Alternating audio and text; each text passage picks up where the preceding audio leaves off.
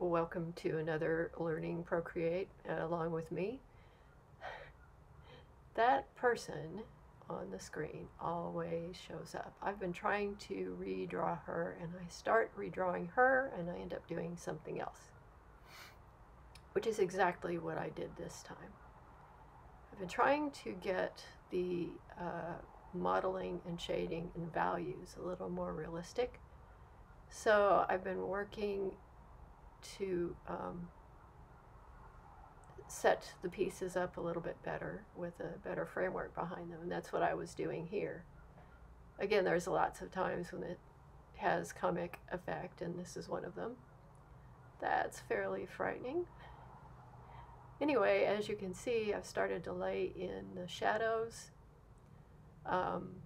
looking at the planes of the head, the deep shadows, and then working in some of the other shapes of the planes of the head, using different colors, and really working towards the completed image. At this point, I'm still thinking I'm redrawing the female character that really needs to be redrawn.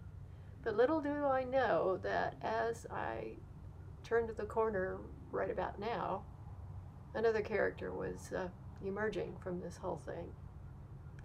Yeah, he has a comically small neck, and that's fine.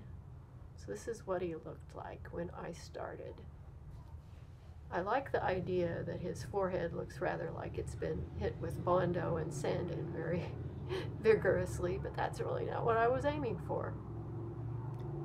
So I went back in and I gave it another try to see what I could do to make it a little bit deeper. The colors are really unsaturated and kind of pale.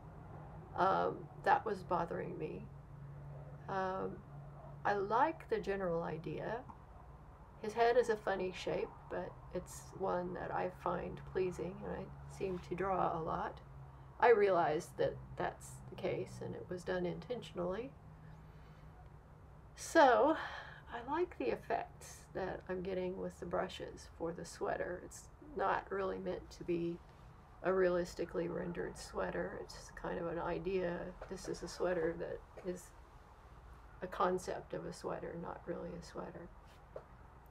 So as I work to try to render the facial features a little bit more, I'll keep tweaking the nose a little bit because it bothers me. And what I realize is bothering me is that the nostrils and the little shadow at the tip of the nose are right in the same spot, and you can't really see the base of the nose where it attaches to the upper lip. And I've adjusted this a couple of times. And I think what I need to do is go in and round the nose out a little bit, because the shadows, I don't know. Who knows? We'll see what happens to that. So I decided to change the background up a little bit and do a little more work on it. And finally got to the point where I was happy with it. And frankly, it was reminding me of someone that I know. So I took a different approach. I went in and I did a lot of manipulation of the image that didn't get captured in the time lapse, using the liquify to move features around and to make the head shape a little more like a real head. And doing that, I came up with this result. I'm really quite happy with it. And this is the result. I'm actually really pleased with it, and it looks a lot like someone that I know very well. So that's it. I'm happy with it. Thank you. That's all. Bye.